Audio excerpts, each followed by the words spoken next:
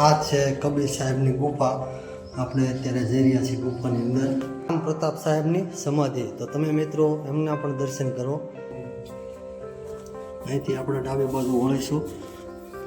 આ એ મંદિર છે, તમે જોઈ શકો છો. આ મંદિર તમને ભારતમાં ખૂબ જ પહોળાઈ જુઓ, હું એક માંડ ચાલી શકું એટલી જગ્યા છે.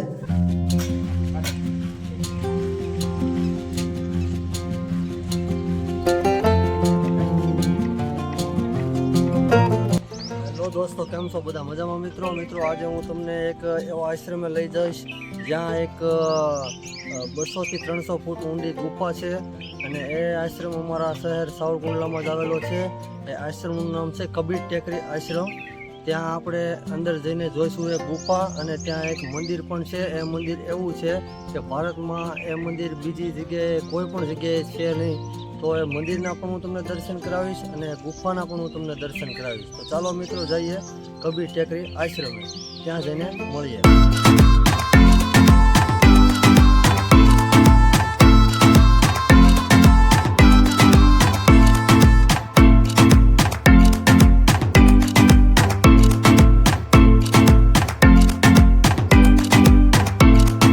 મિત્રો આ જે રસ્તો છે એ મોદી હાઈસ્કૂલ તરફથી આવે છે અને આપણે કબીર ટેકરી આશ્રમે જવા માટે આ સાઈડમાં કાપેલ તારા જે રસ્તો જાય છે ત્યાં નથી જવાનું. ત્યાંથી ડાબી બાજુ વળી જવાનું. એટલે કે અહીં કે હાઈસ્કૂલ બાજુ જે રસ્તો જાય છે ત્યાંથી જ કબીર ટેકરી આશ્રમે જવાય છે. તો મિત્રો તમે ગમે ત્યારે આવો તો આ 3 રસ્તા પડે છે, ત્યાં ખાસ ધ્યાન રાખવું. અને ખાસ કરીને કે હાઈસ્કૂલ બાજુ જે રસ્તો જાય છે ત્યાં વળી જવાનું. તો મિત્રો આપણે જે આ સીધો રસ્તો જાય છે ત્યાં જ જવાનું છે. એ રસ્તેથી જ આવશે કબીર ટેકરી આશ્રમ.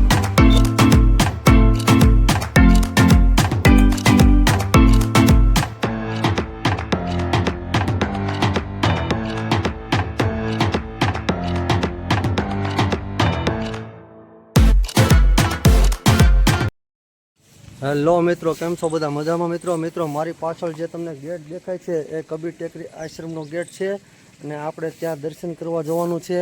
ત્યાં એક ઊંડી ગુફા પણ છે, એ ગુફાના પણ હું તમને દર્શન કરાવીશ. અને મિત્રો ત્યાં એક એવું મંદિર છે જે ભારતમાં તમને ખૂબ જ ઓછી જગ્યાએ જોવા મળશે. એ મંદિરના પણ હું તમને દર્શન કરાવીશ. અને મિત્રો તમે ચેનલમાં નવા હોય તો મારી યુટ્યુબ ચેનલને સબસ્ક્રાઈબ કરજો, લાઈક કરજો અને કમેન્ટ કરજો, અને આ વિડીયો એકબીજા મિત્રોને શેર કરજો. અને હા મિત્રો, આ આશ્રમે આવવા માટે તમારે સાવરકુંડલાથી મોવા રોડ ઉપર ચડો એટલે કે હાઈસ્કૂલ વાળો જે રસ્તો છે એ રસ્તો પકડી લેવાનો. અને ભાવના સોસાયટી જે આવે એ ભાવના સોસાયટીની અંદર જ આવેલી છે આ કબીર ટેકરીનો આશ્રમ. તો તમે ગમે ત્યારે આવો તો આ સરનામું ભૂલતા નહીં. તો મિત્રો ચાલો હવે જઈએ આપણે આશ્રમની અંદર. તો મિત્રો હવે આપણે જઈએ કબીર ટેકરી આશ્રમની અંદર. ત્યાં એક ગુફા છે અને મંદિર છે, એમના દર્શન કરવા. અને બીજું કાંઈ પણ હોય તો એ પણ હું તમને બતાવીશ. તો ચાલો જઈએ આશ્રમની અંદર. તો મિત્રો કબીર ટેકરી આશ્રમની અંદર જતાં જ પહેલાં તમને સામે દેખાય છે નાના બાળકોનો બગીચો, તમે જોઈ શકો છો વિડીયોમાં. તો મિત્રો આ છે શ્રી બિહારી સાહેબ વ્યાયામ શાળા અને બાલવાટિકા. તમે જોઈ શકો છો વિડીયોમાં કેટલી સરસ મજાની બાળકો માટે રમવાની નાની નાની હિંચકા ને એવું બધું ગોઠવવામાં આવ્યું છે. લપસ્યા છે અને ઘણી બધી વસ્તુ છે. અમુક વસ્તુના તો મને નામ પણ નથી આવડતા, એવી પણ વસ્તુ છે. તો મિત્રો આ છે નાના બાળકોનો બગીચો. આ છે અહીંનું રસોડું, તમે જોઈ શકો છો. અને અહીં ઘણા લોકો બેસીને જમે છે આ બાકડા ઉપર. અને અહીં રસોડાનો ગેટ છે અને ગેટની બાજુમાં 2 ભાઈઓ ઊભા છે. આપણે એમની પાસેથી થોડું જાણીએ રસોડા વિશે. તો અહીંની સેવા શું છે રસોડાની? રસોડાની સેવા એ છે કે આપણે સાવરકુંડલા ગામમાં જેટલા વૃદ્ધો વ્યક્તિઓ અને જેટલા નિરાધાર વ્યક્તિઓ છે તેને રોજ 10 વાગે અહીંથી ટિફિન જાય છે અને તેને ઘર સુધી ટિફિન પહોંચાડવામાં આવે છે. અને તે એકદમ ફ્રીમાં અને નિઃશુલ્ક આપવામાં આવે છે. અને એવું નહીં કે દરરોજ એક જ વસ્તુ આપવામાં આવે, રોજ અલગ અલગ વસ્તુ આપવામાં આવે છે. તો મિત્રો તમે જોઈ શકો છો અહીંનું રસોડું પણ આધુનિક છે. અહીં લોટ બાંધવાનું મશીન છે, ઘંટી છે અને બીજી પણ ઘણી બધી વસ્તુઓ તમને આ રસોડામાં જોવા મળે છે. અને અહીંથી ગરીબ માણસો માટે નિઃશુલ્ક એટલે કે ફ્રીમાં ભોજન વ્યવસ્થા કરવામાં આવે છે દરરોજ. તો મિત્રો આ હતું કબીર ટેકરીનું રસોડું. તો મિત્રો આ તમે જુઓ છો મારી પાછળ જે દેખાય છે તમને એ કબીર સાહેબ આશ્રમનો અંદરની સાઈડનો ગેટ છે અને ત્યાં કબીર સાહેબનું એક મંદિર છે એમની સામે. મિત્રો ત્યાં એક એવું મંદિર પણ છે જે ભારતમાં ખૂબ ઓછી જગ્યાએ જોવા મળે. એ મંદિરની ચારે બાજુ મંત્રો લખેલા છે, એમના પણ હું તમને દર્શન કરાવીશ. અને મિત્રો ખાસ જોવાલાયકનું સ્થળ આપણે જોઈએ તો અહીં એક ગુફા છે, એ ઘણી બધી ઊંડી છે. એ ગુફાના પણ હું તમને દર્શન કરાવીશ, તો તમે વિડીયોમાં બન્યા રહેજો અને વિડીયો લાસ્ટ સુધી જોજો. તો ચાલો મિત્રો જઈએ આપણે આ ગેટની અંદર દર્શન કરવા માટે. તો તમે પણ ચાલો મારી સાથે.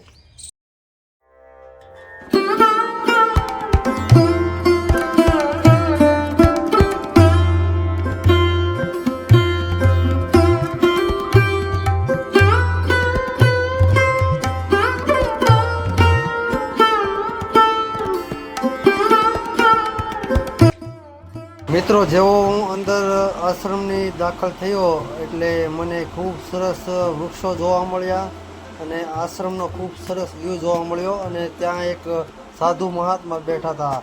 સીતારામ બાપુ, સીતારામ બાપુ, કેમ છો? મજામાં બાપુ? તો મિત્રો આપણે આવી ગયા છીએ અત્યારે તપસ્વી રામ પ્રતાપ સાહેબની સમાધિના મંદિરની નજીક. તો મિત્રો હવે આપણે જઈએ આ મંદિરની અંદર. તમે પણ ચાલો મારી સાથે. તો મિત્રો હવે આપણે જઈએ આ મંદિરની અંદર, જ્યાં તમને અંદર જતાં જ સામે ધૂણો દેખાય છે અને એમની નજીક જ છે રામ પ્રતાપ સાહેબની સમાધિ. તો તમે મિત્રો એમના પણ દર્શન કરો. અને અહીં એક સંત મહાત્મા પણ બેઠા છે. બાપુ સીતારામ. તો મિત્રો અહીં એક મંદિર પણ છે, ત્યાં પણ તમને સદગુરુ શ્રી કબીર સાહેબનો ખૂબ જ સરસ ફોટો જોવા મળે છે. અને બિહારી સાહેબના પણ એમની બાજુમાં ફોટો છે. અને આ અખંડ જ્યોત છે, બાપુએ કીધું એમ આ અખંડ જ્યોતના પણ તમને અહીં દર્શન થાય છે. તો મિત્રો આ ફોટા જે તમને દેખાય છે એ તપસ્વી બાપુના ફોટા છે, જે દિગંબર સાધુ મહાત્મા હતા. તો એમના ફોટા પણ હું તમને બતાવું. અને આ આશ્રમની અંદર એમના ખૂબ જ મોટા મોટા ફોટા તમને જોવા મળે છે.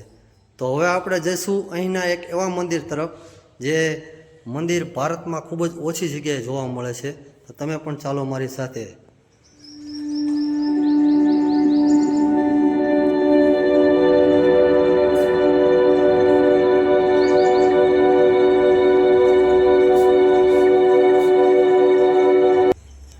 તો શ્રી તપસ્વી રામ પ્રતાપ સાહેબની સ્મૃતિ અને અહીં લખેલું છે સદગુરુ કબીર બીજક મંદિર મુક્તિધામ.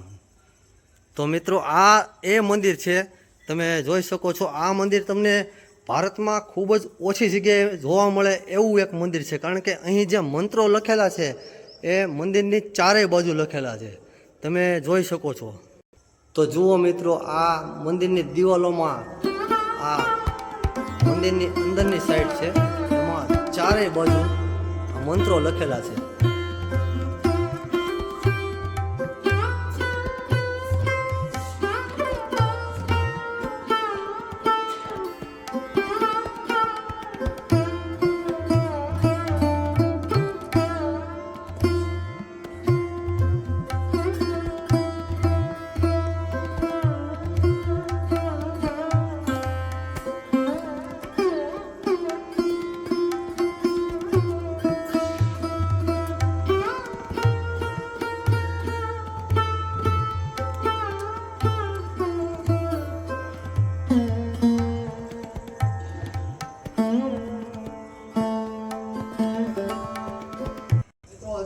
હું આવી ગયો છું બીજક મંદિરના બીજા માળે અને તમે જોઈ શકો છો અહીંથી નાવલી નદીનો વ્યૂ કેટલો સરસ મજાનો આવે છે, તમે વિડીયોમાં જુઓ.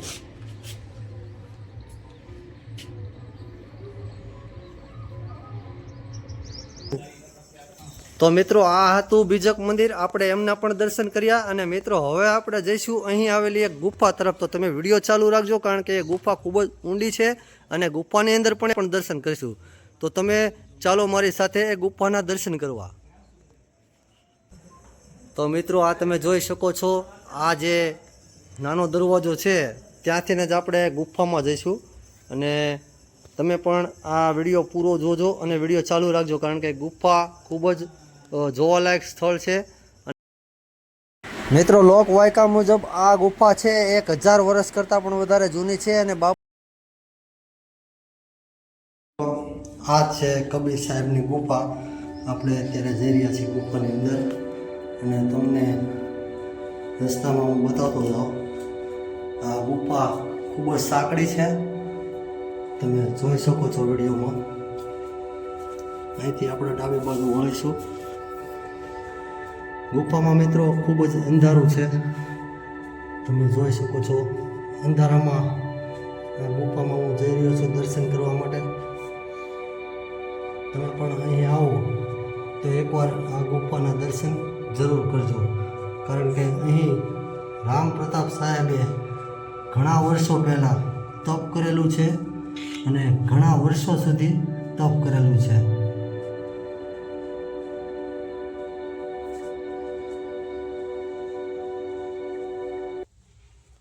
તો તમે જોઈ શકો છો આ છે સદગુરુ તપસ્વી શ્રી રામ પ્રતાપ સાહેબની ફોટો અને આ છે એમનું તપસ્યાનું સ્થાન જે ગુફામાં આવેલું છે.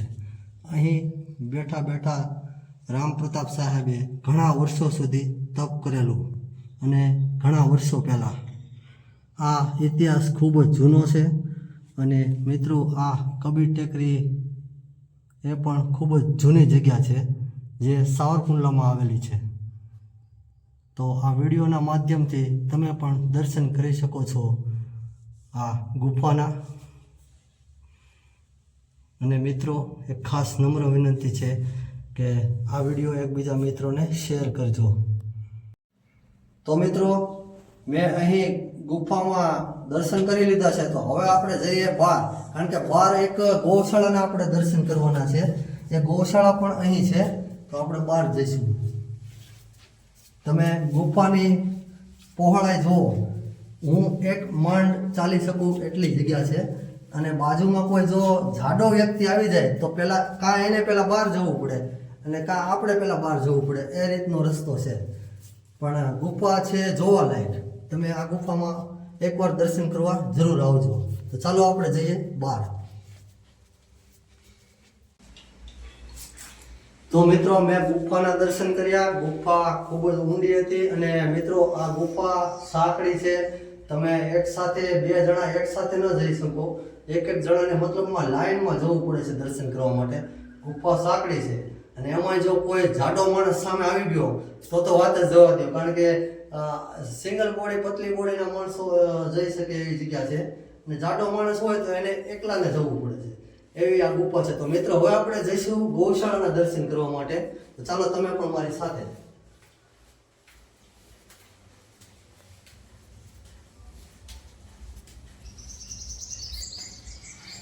મિત્રો આપણે બીજક મંદિરના પણ દર્શન કરી લીધા, ગુફાઓના પણ દર્શન કરી લીધા અને રામ પ્રતાપ સાહેબના મંદિરમાં જે સમાધિ આવેલી છે એમના પણ દર્શન કરી લીધા.